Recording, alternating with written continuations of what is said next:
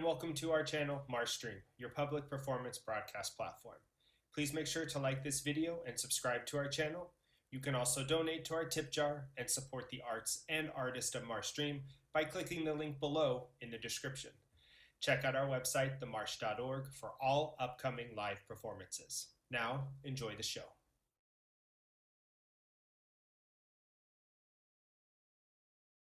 And now let's welcome our first performer, Dorothy Richman, with the Keep Going On song.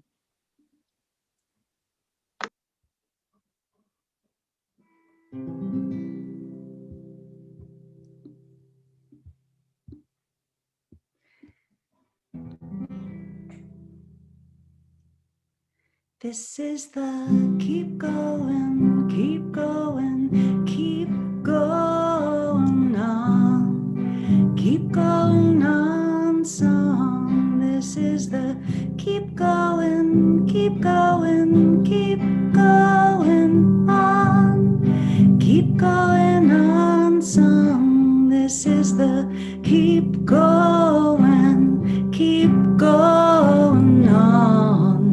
Keep going on song. I am Dorothy and I'm singing this song. Thanks so much for coming along. And so sorry you're on mute. I wish I could hear all of you. Are you alright? Are you okay? Are you alright? Are you okay? This is the keep going, keep going, keep going on song. This is the keep going on, the keep going on song. So maybe you are one of the millions of people who listen to the Bengsons' viral hit, the Keep Going On song. I listen to it over and over on repeat. And when you listen to a song that much, you begin to notice which songs, which words repeat in the song. And over in that song, Abigail, the lead singer, sings, and I hope, and I hope, and I pray, and I pray.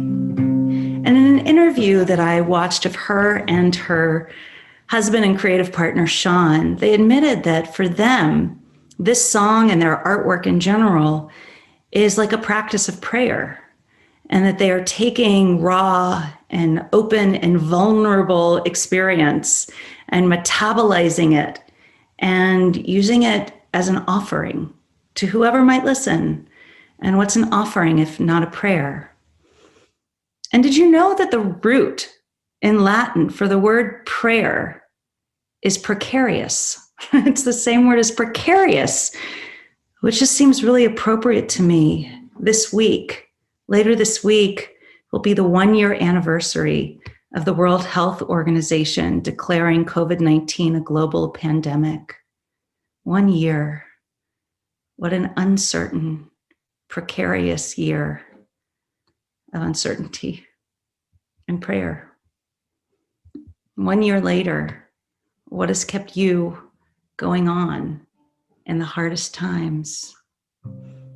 This is the keep going on, the keep going on song. And the place that I returned to most this year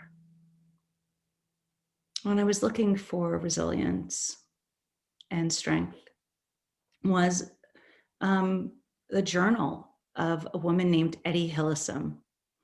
Etty Hillesum has been dead for a long time. At the time of her journal, she was a 27-year-old cosmopolitan living in Nazi-occupied Amsterdam. And she was eventually murdered at Auschwitz. But she began writing her journals exactly 80 years to the day of this night. On March 8th, 1941, she began writing in her journal.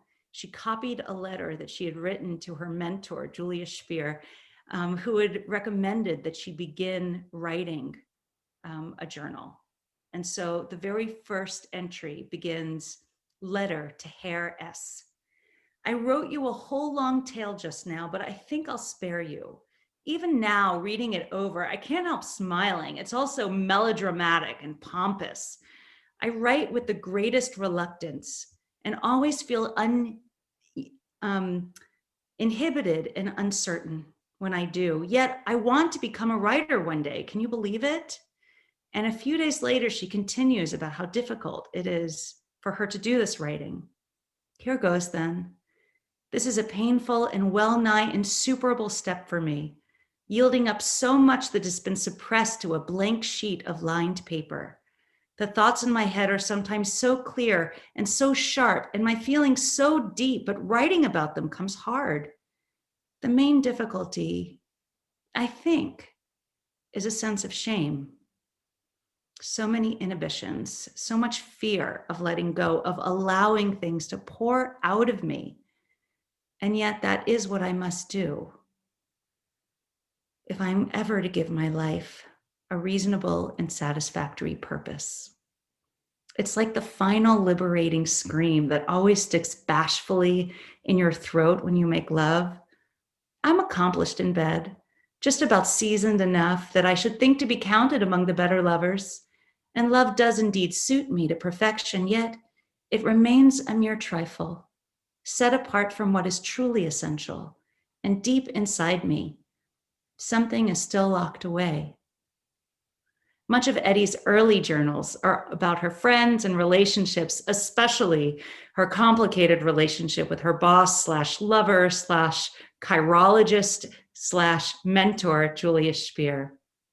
But she addresses in her journals what she calls her greatest inhibition, prayer, both in her journal and kneeling on a mat in her bathroom on the floor.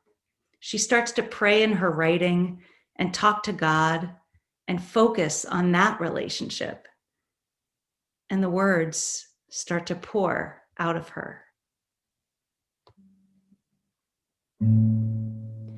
There is no hidden poet in me, just a little piece of God that might grow into poetry. There is no hidden poet in me, just a little piece of God that might grow into poetry. Grow, grow, grow. Grow, grow, grow, grow. There is no hidden poet in me, just a little piece of God that might grow into poetry. So Eddie found God, but she didn't find religion. She didn't find God in religion. She didn't find God in a church or in a synagogue or in a book. She, like Ntozake Shange, she found God in herself and in the people around her. And Eddie made it a practice to spend time in the spiritual spaces that she was exploring and to expand them. And in her own words, I've been working at the quiet place, been working at the quiet space within me. Oh, I've been working at the quiet space, the quiet space within me. Oh, so that it has now grown, so that it has now grown into a great hall. Oh, so that it has grown into a great whole. Da da da da da la da da la da da la da da la da da da da da la la da da da da da da da da da da da la da da da da da la da da da da da la da da da. And as Eddie spent more time in these spiritual dimensions, well, she never turned away. She never dissociated or denied the real suffering and trauma and social collapse of everything around her. No, she volunteered at a work camp. She tried to help lessen the suffering, and most importantly, she tried to make connections with people wherever she was and whoever they were, whether they were other people at the camp or the soldiers or administrators. She didn't have any boundaries when it came to humans. She just wanted to connect like she had connected to God. And it wasn't all songs and happiness. She recognized the trouble and felt it personally and deeply, especially when she saw her family suffer in the camps. And when shortly before she and her family were deported to Auschwitz, to Poland, she said in her journal, "My prayers too aren't going quite right. I know you can pray to God to give people the strength to bear whatever comes, but I just keep repeating the same prayer."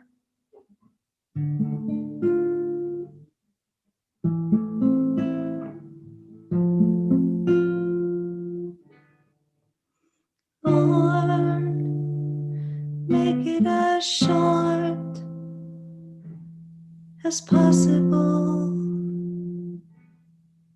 Lord, make it as short as possible. Lord, Lord, Lord, make it as short as possible.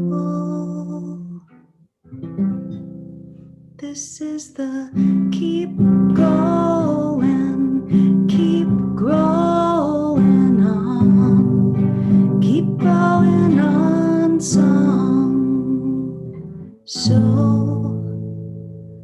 that it has now grown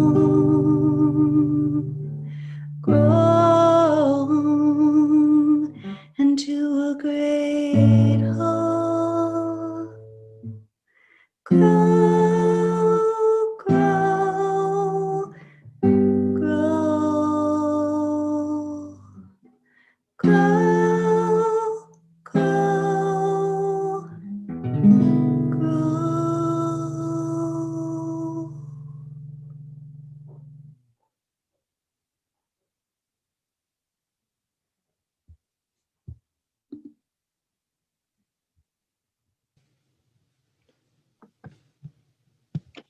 Thank you, Dorothy, for that wonderful performance.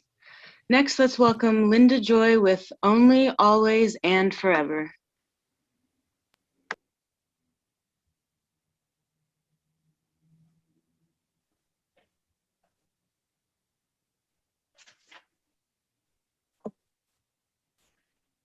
Summer 1965. The Beach Boys were singing, "I wish they all could be California girls."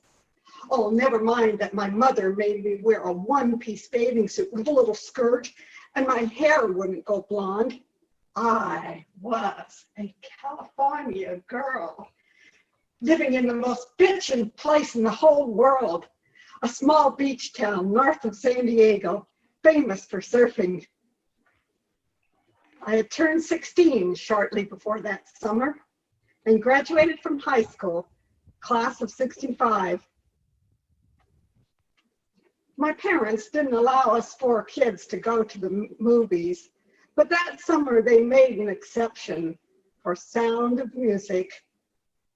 And when I saw Maria walk up the aisle of the cathedral in that beautiful wedding dress with the long train, I pictured myself doing the same when I graduated from college.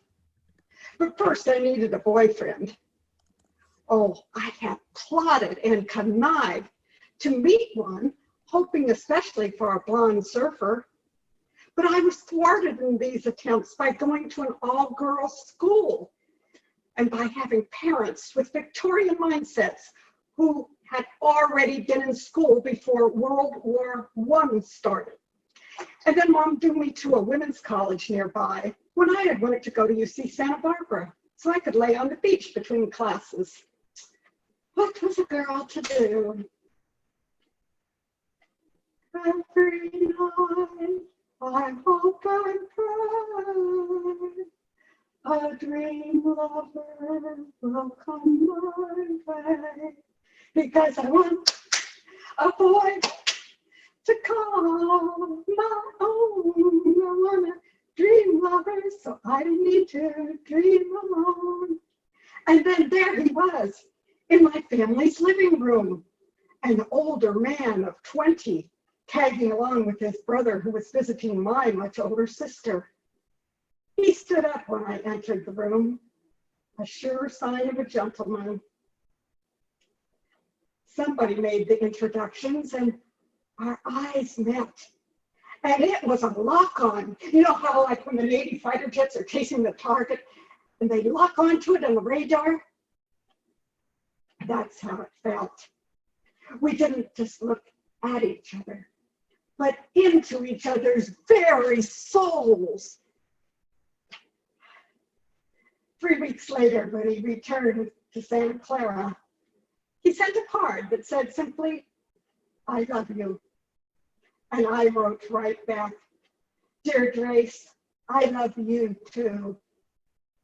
A grown-up man loved me, handsome with impeccable manners, from a good family of the right religion, so my parents wouldn't object. Oh, how proud I felt to be holding his hand at midnight mass, and protected when he shielded me from the wind on the Coronado ferry, and treasured when he said that one day when I was old enough, he wanted to make me queen of our home. For the next 3 years, we made our plans. He would be the breadwinner, manage the finances, take care of the cars, and put out the garbage before going off to work at an office every morning. And I would bake and sew and iron, love our babies and raise them right, and welcome Grace home every evening with a long kiss. We agreed on an old Spanish-style house and on sending our 5 children to Catholic schools. Going to the chapel and we're going to get married. Going to the chapel of love. The world we came from expected us to be virgins at marriage, especially me. And he was to present himself as a virtuous man saving himself for marriage, even if the truths were different. And this was no technical virginity. All we could do was kiss and hug. No roaming hands. But for a girl who had never held hands with a boy before and didn't even know how a woman got pregnant, this was a lot. Back then, before freeways, bucket seats, and answering machines, it was easy to believe my little world would never change. Even in 1967, I had never seen a hippie or knew anything about what was going on up in Berkeley. After 3 years of writing with intermittent visits, Drace enlisted in the Army. His father was a Navy admiral, as his grandfather had been, and he was steeped in military values. More and more troops were being sent to Vietnam, and he felt it was his patriotic duty to go. The night before he left, we danced on a friend's patio. Lonely riverside, wait for me, wait for me. I'll be coming home, wait for me. We promised to love each other always, only, and forever, and to get formally engaged when he returned. I would be 21 then, a grown-up woman. At first, I wrote letters to Fort Dix, Fort Hayes, Fort Carson, and then to an FPO box. And he would send these letters with these little red felt hearts he had cut out and doused in his cologne, so that when I opened them, it was like he was right there. By this time, I had transferred to a college in the far north of Utah, another of my mother's picks when I had begged to go away to school. One blustery November day, I came home to find a package from Drace. Oh, what was he sending me now? I tore it open to find everything I had ever given him, with a letter that said, find someone else. It was crazy. There'd been no clue, nothing. And now this? You've lost that love and feeling. I wrote and wrote to Drace, never getting anything in return. I wanted to go to Vietnam and beat on his chest and say, you can't do this. You love me always and forever, remember? It makes me just feel like crying, baby.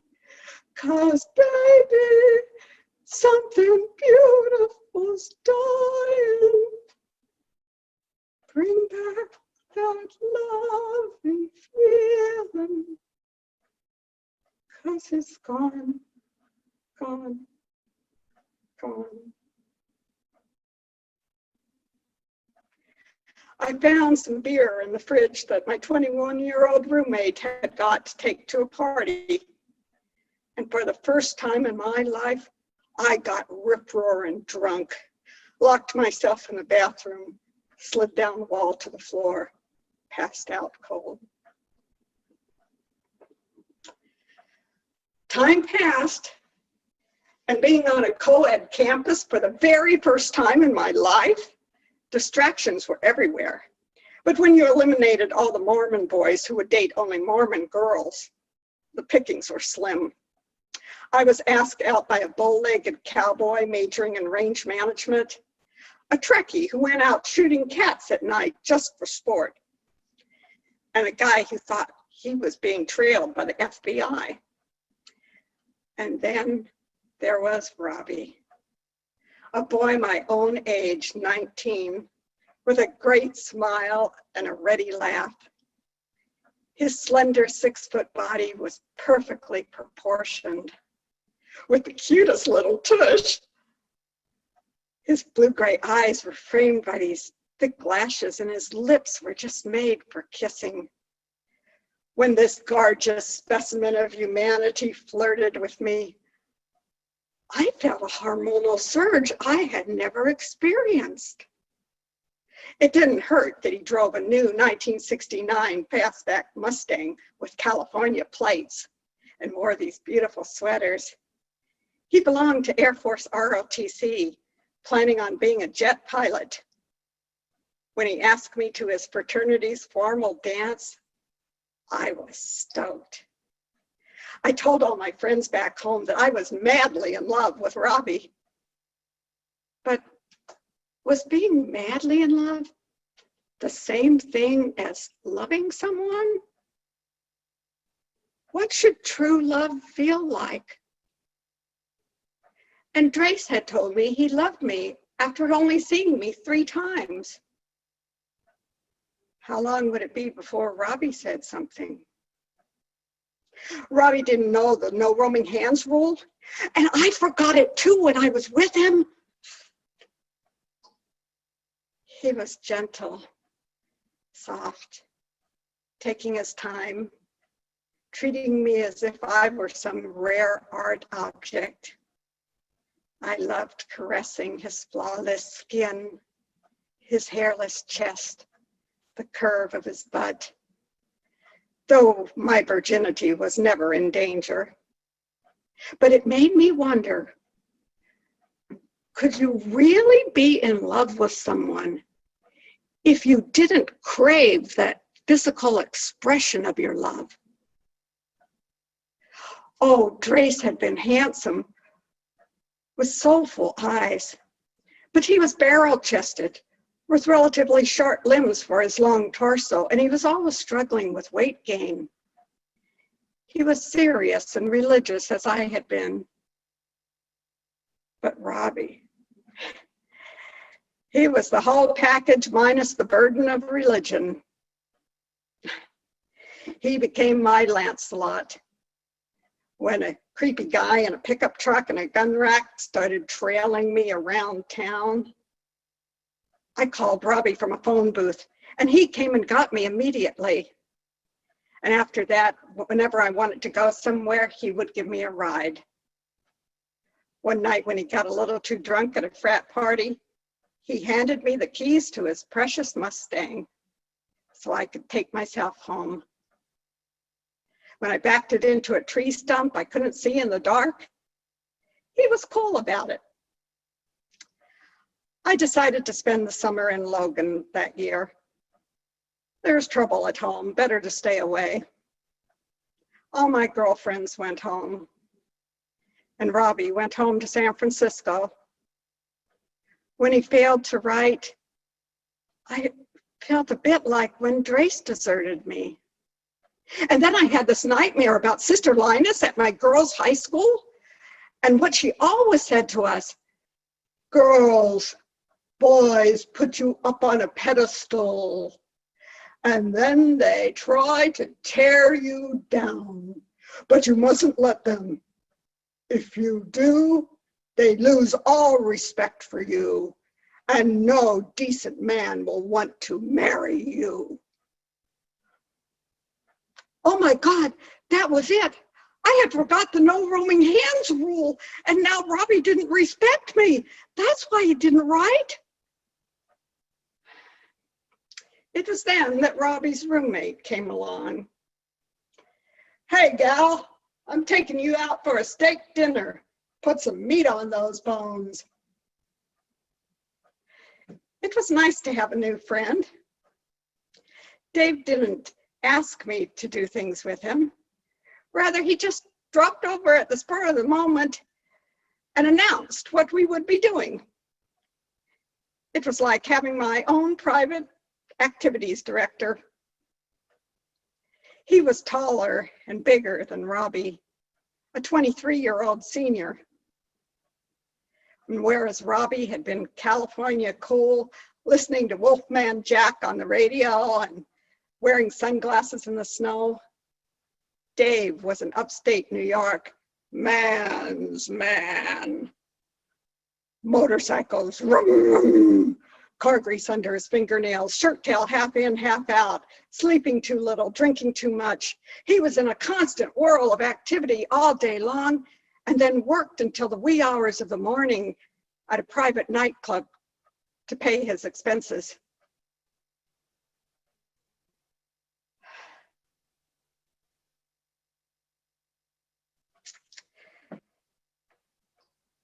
Well, school wasn't really his thing. So when he found out I had started school in the 3rd grade when I was 6, he asked me to write his papers. It wouldn't really be cheating, he said. You're just helping out a friend. Some girls would say Dave was pushy, but you could also say he was persistent, good at cajoling and pleading, a guy who didn't quit until he got what he wanted.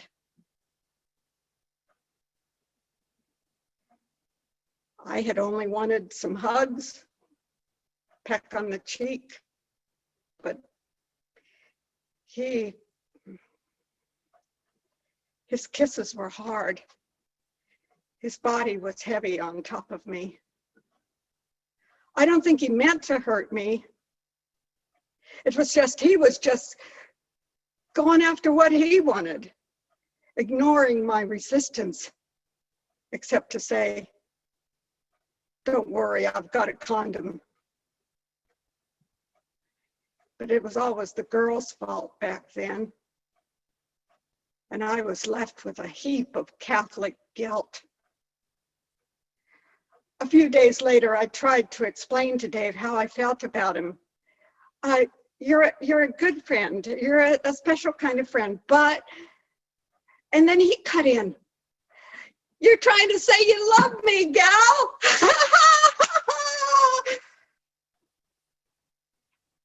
That wasn't what I meant to say. But could I stick a pin in his balloon now? And he hadn't said he loved me. So what would be the harm in just letting it pass? And then Robbie came back into town and acted like we were still an item. And he was still irresistible, so gentle, so soft. And then it became so that I was going out with Robbie every Friday and Saturday night dancing and making out like crazy. And then seeing Dave on Sunday and Monday nights. And then Dave said he needed me. He loved me. When I wanted Robbie to say it.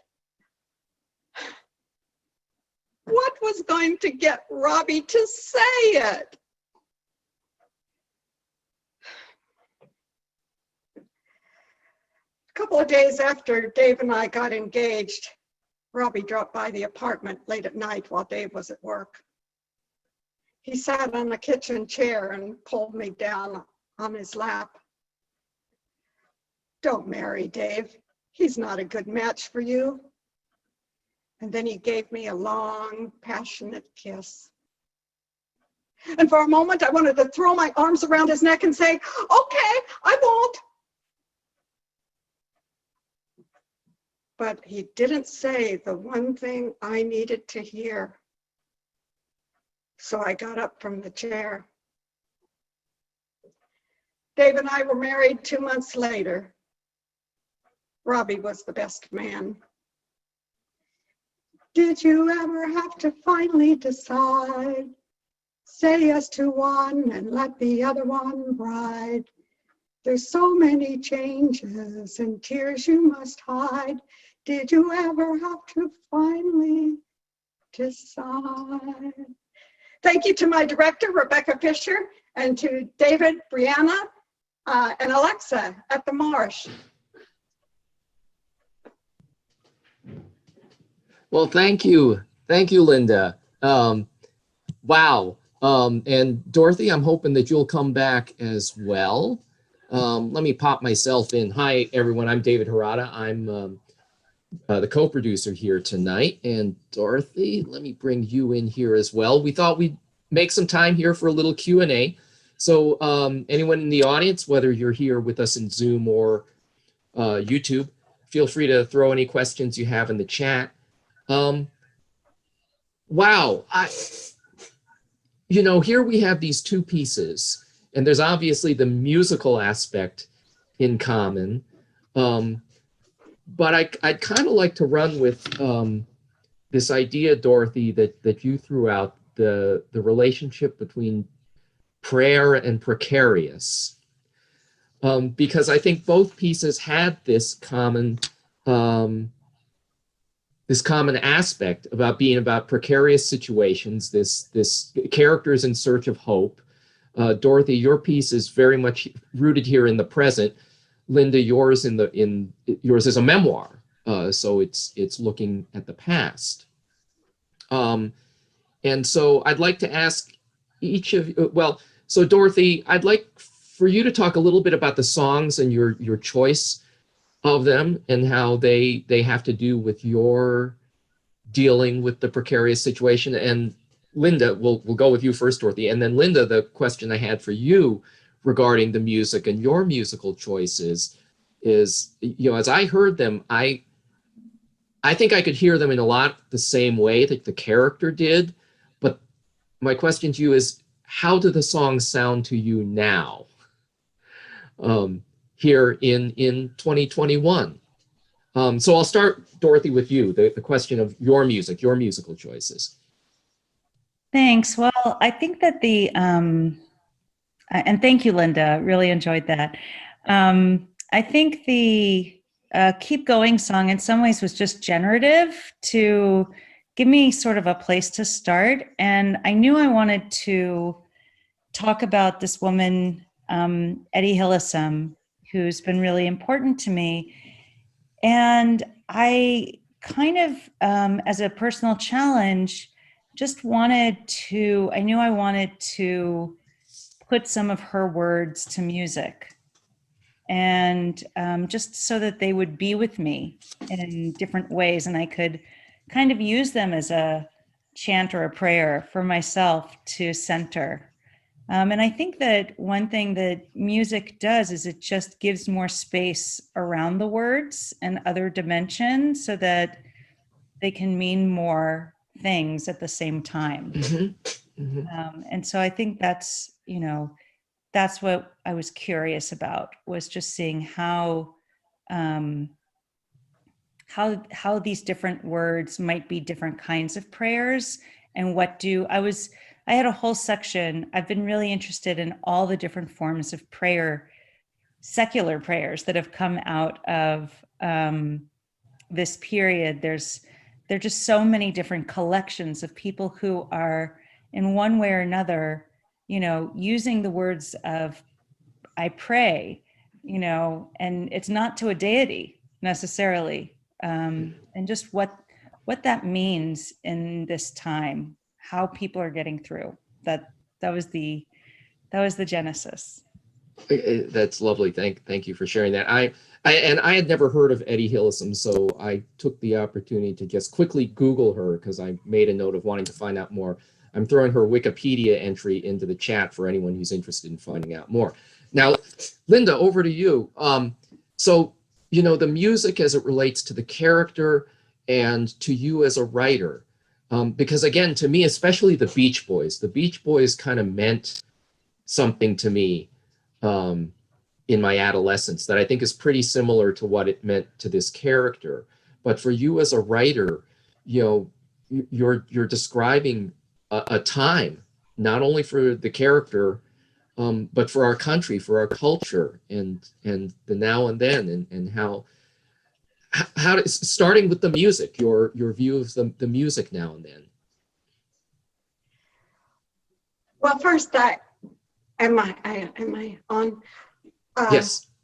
First, I have to say that this actually is just the beginning of a much longer piece. Mm-hmm. And I'll be coming to the sexual revolution. Wait till you hear the songs from there.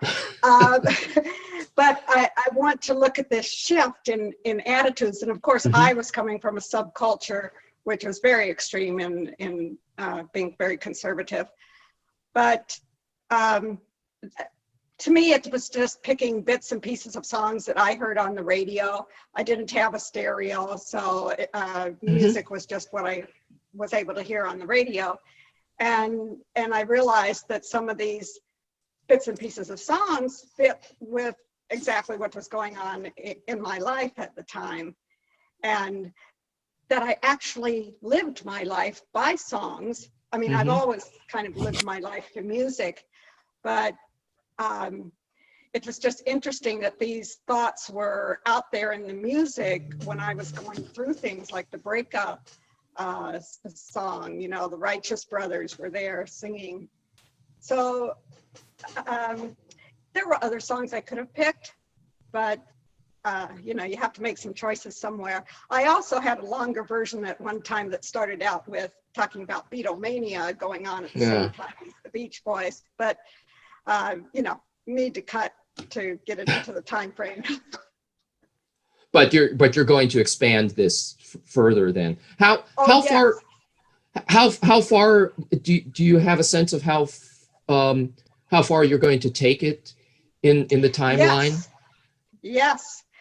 I am going to, towards the end of it, deal with the issue of people over 65 and how they think about sex and love. Most of these people are boomers who went through this whole period of change, and what they're looking for. And so I see it as a sort of historical piece, a historical commentary, even though I'm the narrator, the main character, and it'll be more evident in the later pieces as they come along. Okay, great. Well, we'll look forward to seeing more of that. There was another common thread to both pieces, which is the idea of inhibitions and sense of shame, and how that's generated and how it's contained and how we rise above it. And Dorothy, through Eddie Hillesum's writings, she talks about inhibition holding her back, her writing, holding back her prayer.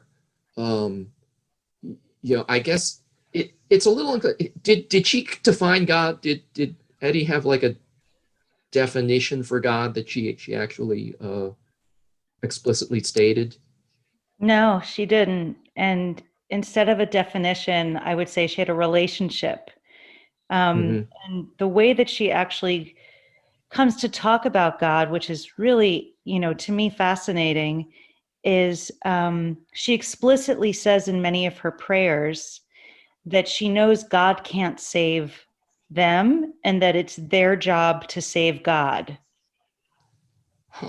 That's her theology. And in terms of the inhibitions, what I found so fascinating about her, I had these wrong ideas, about the fact that, sexuality was not available to a young single 20-something girl in Amsterdam in 1941, right? And she is totally comfortable with her sexuality. She has all kinds of relationships that she talks about with all kinds of people. She has no inhibition, and she talks about how, it is much more intimate for her to pray in the presence of someone else than to have sex. And so she just has such a very individual sensibility that plays out both in sexuality and in theology, that she's, to me, endlessly fascinating. Wow. Yeah, that is really striking. Now, Linda, for your character, religion, at least as so far as we've taken it, that Catholic guilt as a restriction, as a burden, and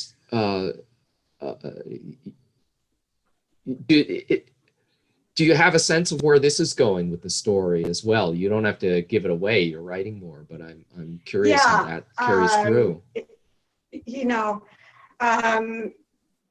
Like I said, the next part, I didn't discover the sexual revolution until 1980. I didn't even know what was going on. So I came a little late to the party. Not that I joined the party either, but it was another discovery. And there's been sociological work done that shows that a lot of people, by the time they reach the 90s, were not really satisfied with the sexual revolution, especially women. And people were looking more for connection, for love, not for just a quick roll in the hay, although there were always those people, and sometimes that's appropriate, but a lot of people were disillusioned with the sexual revolution. And so that's why I'm interested in pursuing it, to see where the boomers have gone to today in their attitudes towards sex. Because I'll tell you what, even in the AARP magazine, any publication for seniors, you can easily find articles on how to have great sex. But you don't find anything on how can you find someone who really loves you, who you can really love. You know, the emotional part of it is absent. And so those are the questions I'm going to raise, because I don't think shame is always a bad thing. You know, there are some things that I'm sure everybody would agree you ought to be ashamed about. And I'm not necessarily talking about sex, but, you know, in the broad realm of everything in the world. Shame is an emotion that recognizes that other people probably have a different norm than whatever you just did. So I don't think we need to rid ourselves of shame, but we can ask, when do we feel shame? And when did we used to in the 1950s? And when do people feel shame now in 2021? Yeah. I mean, it is a way that we establish boundaries and define ourselves and sort of define the world, certainly. I have to say to you, Linda, you know, we're getting some nice feedback here in the chat. Kathy says, Linda, those oldies had such meaning to us growing up, and after 50 years, we still know all the words. You know, looking for love, sometimes in all the wrong places. We were so young and hopeful. And I don't know, aren't we still hopeful? I mean, I hope we are. And then Gisela says, very interesting subject, Linda. I can see my own dating past in your performance. I think a lot of us can. Now, so this idea of shame and inhibition and hope and risk, and the way you both approach this as writers is fascinating. I think it's a lovely pairing for the evening. I wanted to ask you, Dorothy, this idea of prayer and precarious having a similar root, and this way that you as a writer are seeking this experience of prayer. In that context, that connection is being precarious such a bad thing to you? You know, it's a great question. And I think that it's really not a matter of choice. It's just true, you know, and it was true before the pandemic, but we've just gotten more intimate with the precariousness and the uncertainty. Some of us have known really well all along. And one thing that I was just interested in, and I didn't go into the etymology, but in my research, I found out that we're precarious in its legal definition in the 1600s actually had a specific, it was jargon. It was specific language for being connected to something that was not in your control, but in someone else's control. That's what it meant. It meant that somebody else was holding on to something, you know, and they had the control over it instead of you. And, you know, precarious came to mean things like anything that was uncertain. But apparently, you know, the great Dr. Samuel Johnson, you know, came out against that in his dictionary and said, no, it's got a very specific meaning. It's not any uncertainty for any reason. It's uncertainty tied to other people, from our connections to other people. And I think, you know, and certainly this, you know, I think applies to Linda's, you know, work. Anytime you're dealing with someone else, you know, especially if you want a real relationship, you can't control it. You can't control them. Yeah. You know, it is precarious, but that's, you know, the same word caritas, you know, love is also in there. You know, it's you know, that's part of the joy of it, is that it's freely given and a dialogue, you know, mutual and has mutuality. So it's, I think, just the price that you pay for the good stuff. So that makes me think, you know, Linda, in terms of what you're saying about the difficulty of finding love and intimacy now,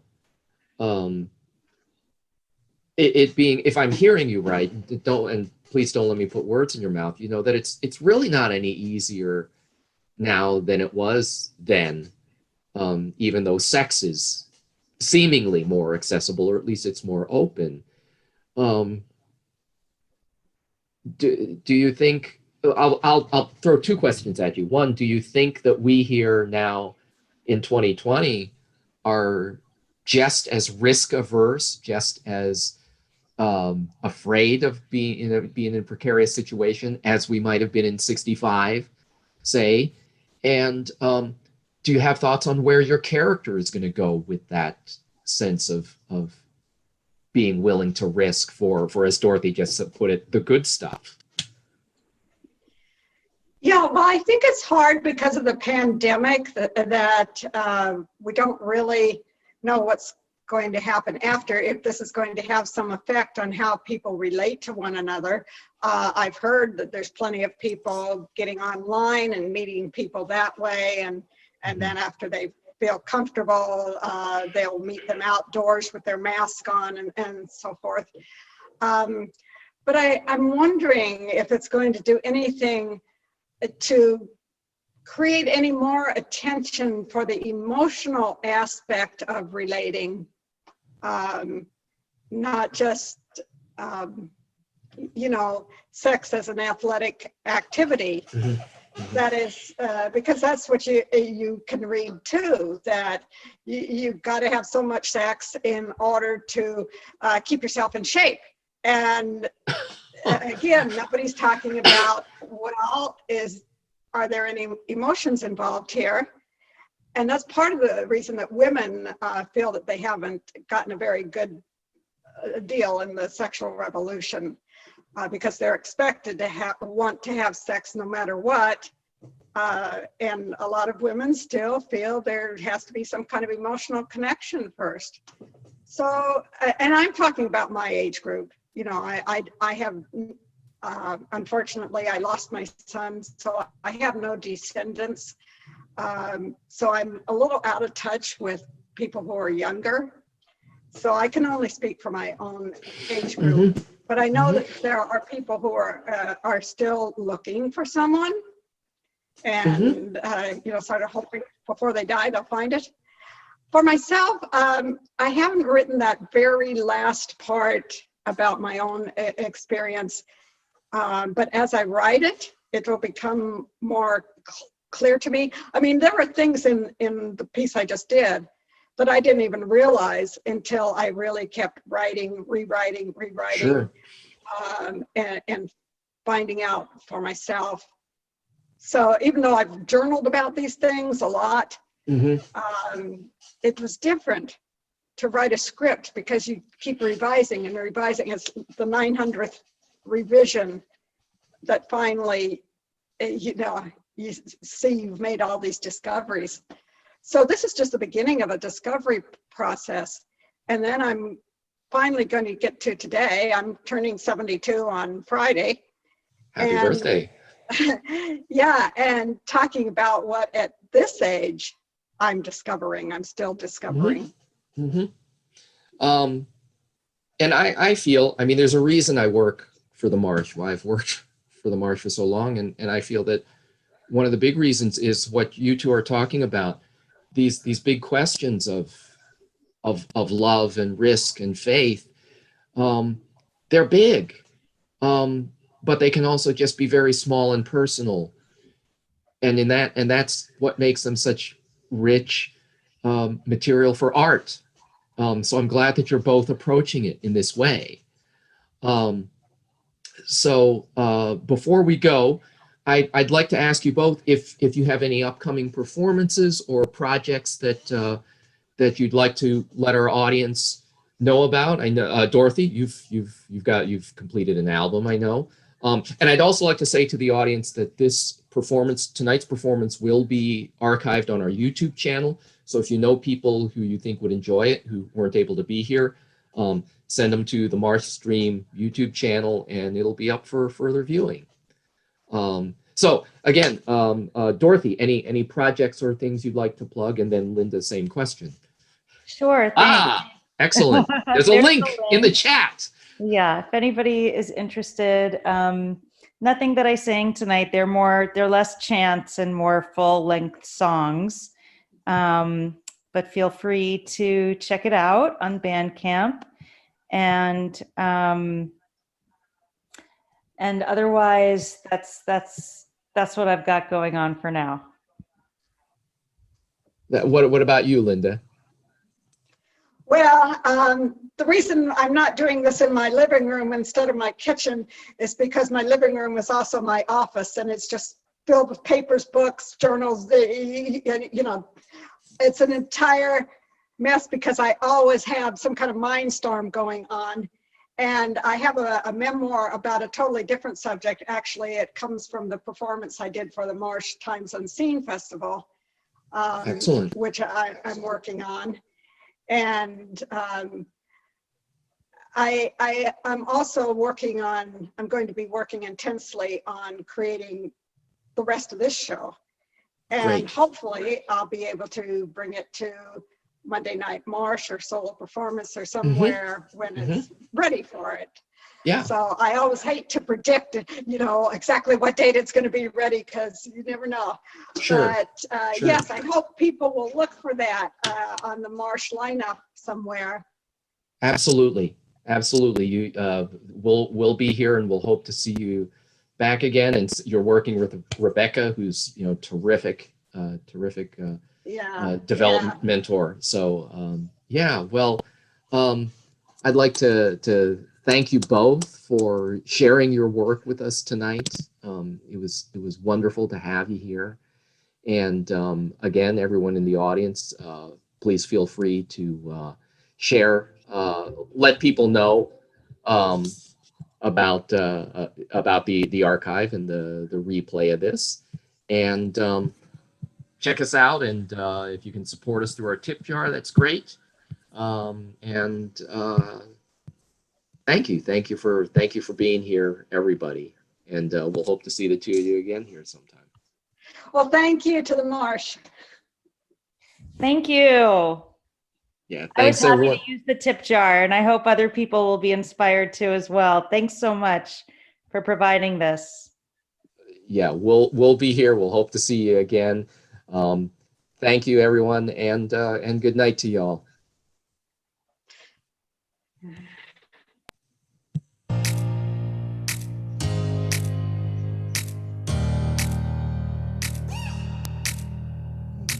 How do I describe my journey with your mother, who takes care of you, who takes you to the doctor when you're sick. Your mother.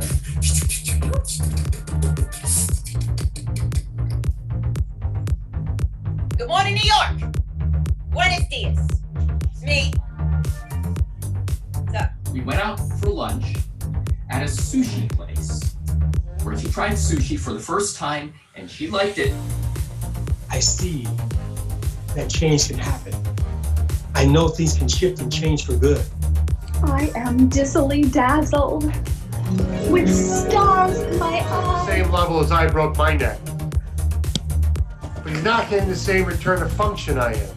And I don't want any of your smart aleck sex talk that I usually get when I get home. This is beyond the marsh because what you're doing is planting beautiful seeds for artists to grow.